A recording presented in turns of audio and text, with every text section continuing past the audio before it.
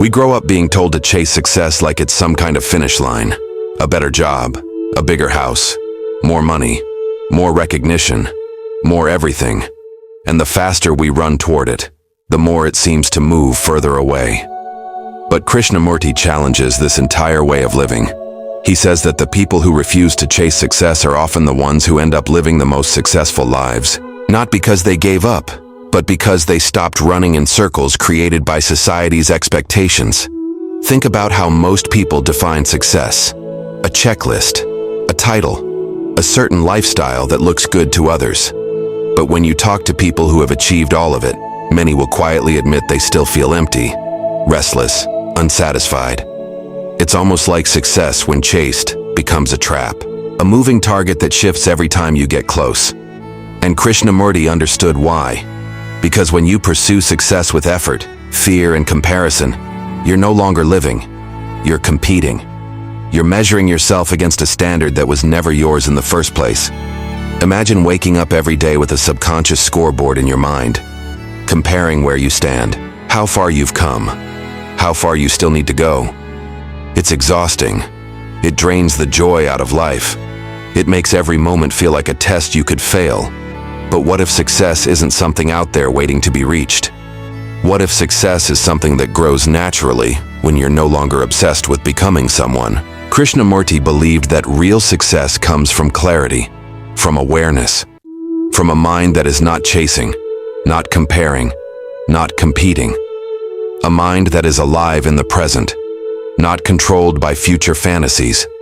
The person who doesn't pursue success isn't lazy, they're free. Free from the psychological noise that keeps most people running without ever arriving. Maybe you've seen this in your own life. The times when you were most alive, most creative, most fulfilled. They probably didn't come from forcing yourself to be successful. They came when you were absorbed in something you cared about, when you were fully present, when you weren't trying to impress anyone or reach a milestone. You were just there, whole, real. And ironically, that's when you did your best work, when you stopped chasing. Krishnamurti points out something profound. The moment you pursue success, you create fear. Fear of failing, fear of falling behind, fear of not being enough. And a mind that is afraid cannot think clearly. It cannot create. It cannot love. It cannot live deeply. But the mind that is not chasing, not comparing, not trying to become anything, it becomes extraordinarily sharp, intelligent, creative. And that intelligence naturally leads to a life that looks, feels, and truly is successful. Picture someone who loves what they do. They don't obsess over outcomes. They don't compete. They don't try to fit into a mold. They simply give themselves fully to what they're doing. And because there's no fear in their effort, their work becomes powerful, authentic. Their presence becomes magnetic. These are the people others call successful, even though they never chased it. Krishnamurti once said that when the mind is quiet, without tension and comparison, it becomes sensitive. And in that sensitivity, there is tremendous intelligence. That intelligence is what guides your actions, what shapes your decisions, what helps you live with purpose, not pressure. That is the kind of life that feels successful, not because of what you achieve, but because of how you experience every moment.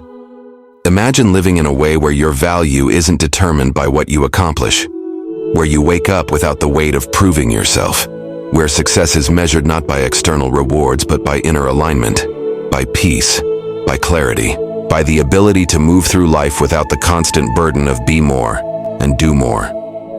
When you stop chasing success, you begin to notice the things that actually matter.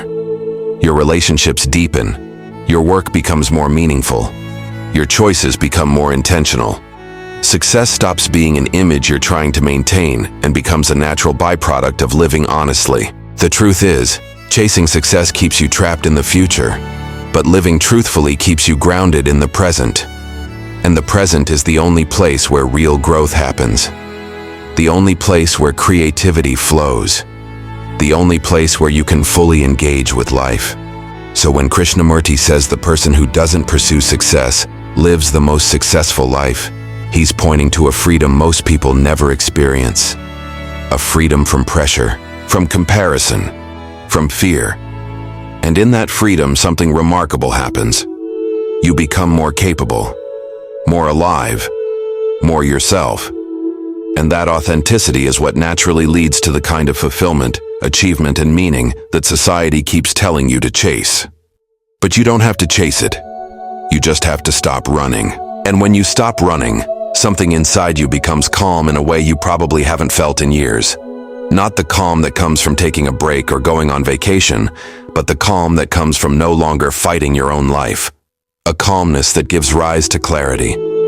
And clarity is where real direction comes from. Not a direction forced by ambition, but a direction that reveals itself naturally when the mind is quiet enough to listen. Think about the people you admire, the ones who seem grounded, authentic, unshaken by the noise of the world. They don't live with a desperate hunger for achievement. They're not constantly proving themselves. They're not chained to the image of success. Their strength comes from inner alignment, not outer validation.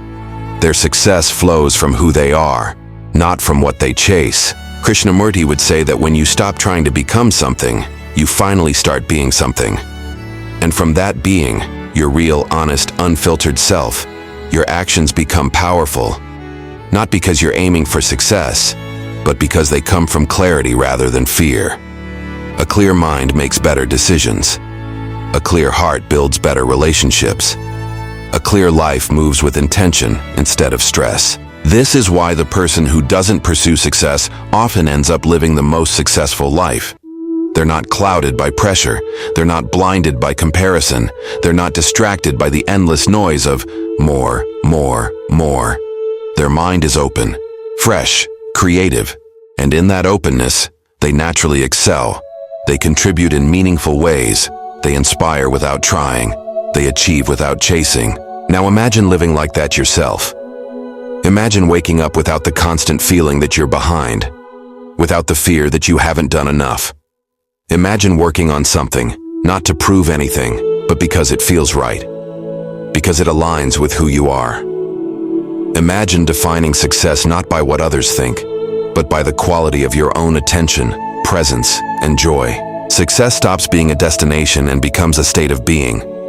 When you're fully present in your life, not pushing, not comparing, not chasing, everything you do becomes more genuine, more wholehearted. And when your actions come from that place, they naturally produce better results. Not forced results, not stressful results, but results that grow from authenticity. Krishnamurti teaches that the root of suffering is psychological effort, the constant push to become something else. When that effort ends, the mind becomes free. And a free mind is the foundation of a truly successful life. So maybe the secret to success is not running toward it, but stepping back, letting the noise settle, letting clarity return, letting life unfold without the tight grip of ambition. Then, from a quiet mind, from a grounded heart, from a place of honest awareness, you act, you create, you live fully. And that fullness, that presence, that peace, that is real success. In the end, the idea that the person who doesn't pursue success lives the most successful life is not a rejection of ambition. It's a reminder of where true fulfillment comes from. It doesn't come from chasing recognition or building a life that looks impressive from the outside. It comes from a deep inner order, an intelligence that grows when the mind is not burdened by comparison, pressure, or fear. Krishnamurti often emphasized that a mind caught in the pursuit of becoming something is never truly peaceful. It is always in conflict. And where there is conflict, there cannot be clarity, creativity, or genuine joy. When you release the need to constantly improve your status or image, you free yourself from the psychological weight that keeps most people exhausted. You begin to act from a place of presence rather than insecurity. You begin to make choices based on what feels true, not what feels impressive. You stop molding yourself to fit someone else's definition of success and allow your life to unfold from who you really are. And this shift, from becoming to being, is transformative. It doesn't make your life smaller, it makes your life real. Consider how differently you show up in the world when you're not trying to prove your worth. You listen more deeply, you connect more authentically, you work not from pressure, but from passion. And ironically, These are the qualities that lead to the most meaningful achievements. Not forced achievements, but natural ones. Achievements that grow out of a clear mind and a grounded heart. That is why success often comes to those who are not chasing it. They are free to give their whole attention to the moment, and attention is the foundation of excellence. Krishnamurti's teaching is not telling you to abandon your goals. It's inviting you to examine why you hold them. Are they born from fear, comparison, or social conditioning? Or do they arise naturally from your own clarity and curiosity? Because anything built on fear will collapse the moment circumstances shift. But anything built on awareness has a quiet strength that cannot be shaken. So imagine living with a different compass, not chasing success, but cultivating understanding. Not striving to become somebody, but being fully who you are. Not competing, but creating. Not fearing failure, but learning from it without judgment. When you live this way, you begin to experience a type of success that isn't dependent on winning or losing. It comes from within.